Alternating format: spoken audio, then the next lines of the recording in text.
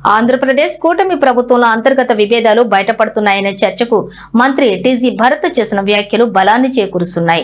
ముఖ్యంగా కర్నూలు రాజకీయాల్లో తన ఆధిపత్యాన్ని సవాల్ చేసేలా ఇతర పార్టీల నేతలు వ్యవహరిస్తున్నారనే అసహనం ఆయన మాటల్లో స్పష్టంగా కనిపిస్తోంది.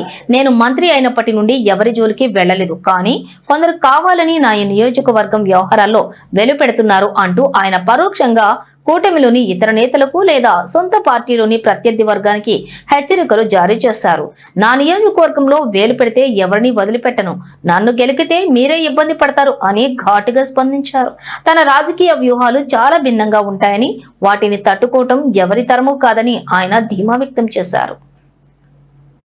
వాళ్ళకి ఎమ్మెల్యేస్ గాని ఇన్ఛార్జెస్ గాని ఎక్కడా కూడా వాళ్ళకి తెలియకుండా నేను గెలకడంలో. సో నేను అనేది మైండ్ లో పెట్టుకోండి, నేను మంత్రి ఉంటా, 5 ఏళ్ళు కాదు తెలుగుదేశం పార్టీ ఉన్నన్నాళ్ళు నేను మంత్రి ఉంటా, ఇక్కడ మీరు గెలిపిస్తా పోండి.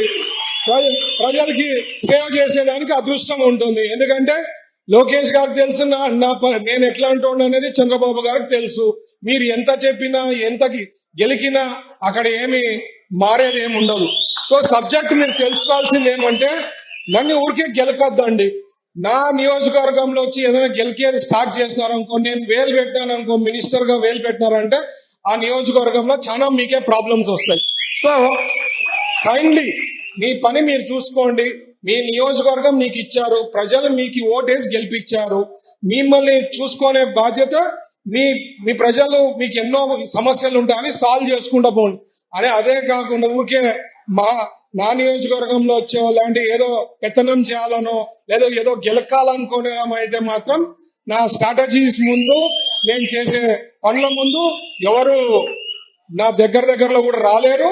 అది నా ఎన్నో నిరూపించుకునేదానికి ఎగ్జాంపుల్స్ ఉన్నాయి. మెడికల్ షాప్స్ రోడ్ది ఎవరు చేశారండి? ఎవరికైనా చాతైందా? స్మూత్ గా సాల్వ్ చేశామా? సో ఇట్లాంటివి ఎన్నోటి ఉన్నాయి, చెప్పుకుంటా పోతే చాలా ఉన్నాయి. సో నేను చెప్పేది ఏంటంటే, ఎవరి నియోజకవర్గంలో వాళ్ళ ప్రజలు మిమ్మల్ని ఎన్నుకున్నారు, మీ పని మీరు చూసుకుంటే మీకు బాగుంటుంది అనేది.